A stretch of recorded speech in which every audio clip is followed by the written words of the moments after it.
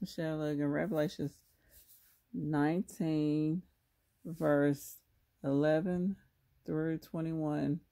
I saw heaven open and looked a white horse, and the one seated on it is called Faithful and True. And he judges and carries on war and righteousness. His eyes are a fiery flame, and on his head are many diadems. He has a name written that no one knows but he himself. And he clothed with an outer garment stained with blood, and he is called by the name, the Word of God.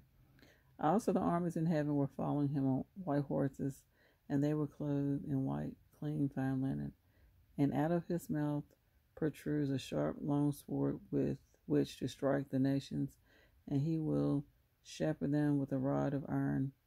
Moreover, he treads the winepress of the fur of the wrath of God, the Almighty. On his outer garment, yes, on his thigh, he has a name written, King of Kings and Lords of Lords.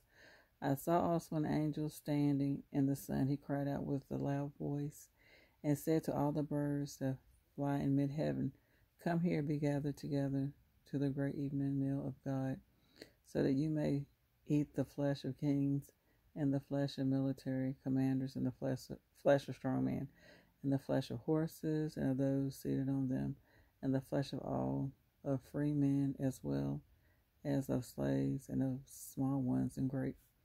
And I saw the wild beasts and the kings of the earth, and their armies gathered together to wage war against the one seated on the horse and against his army.